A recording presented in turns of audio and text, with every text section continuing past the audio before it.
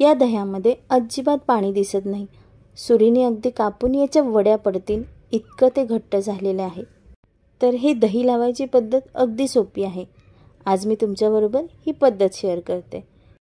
यासाठी इथे मी 1 लिटर फुल फॅट क्रीमचे दूध वापरत आहे. या दुधाला छान उकळी येऊन द्यायची आहे. यानंतर हे दूध मी ज्या मातीच्या भांड्यामध्ये मला दही लावायचे आहे त्यामध्ये ट्रान्सफर करून घेत आहे.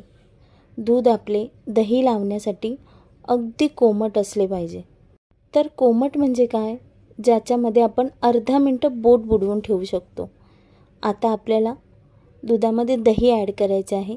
यासाठी मी एका वाटीमध्ये थोडेसे दूध घेऊन यामध्ये 1 चमचा दही ॲड करून घेणार आहे. हे दही या दुधामध्ये व्यवस्थित मिक्स करून घ्यायचे आहे. इथे दही आणि दूध व्यवस्थित मिक्स झालेले आहे. आता याला आपण दुधामध्ये ॲड करून घेऊया.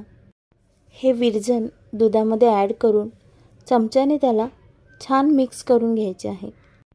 आता हे दही बनण्यासाठी आपल्याला रात्रभर किंवा 8 ते 10 तास झाकून ठेवायचे आहे.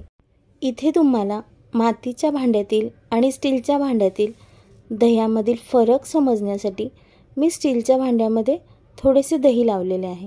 आता ही दोन्ही भांडी रात्रभरासाठी मी झाकून व्यवस्थित ठेवलेले आहे. आता सकाळी मी जेव्हा पाहिले तेव्हा हे दही असे बनलेले आहे. तुम्हाला दोन्हींमधला मी फरक दाखवते. स्टीलच्या भांड्यातल्या दह्यामध्ये थोडेसे पाणी दिसत आहे.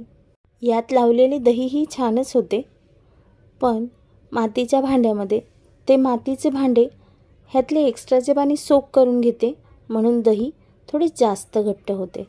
इथे मी तुम्हाला स्टीलच्या भांड्यातले दही चमच्याने काढून दाखवत आहे. तेही दही व्यवस्थित घट्टच झालेले आहे.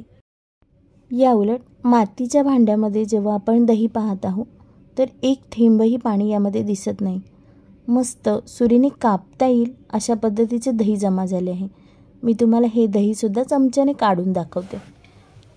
या भांड्यातील दही मस्त थिक झाले आहे.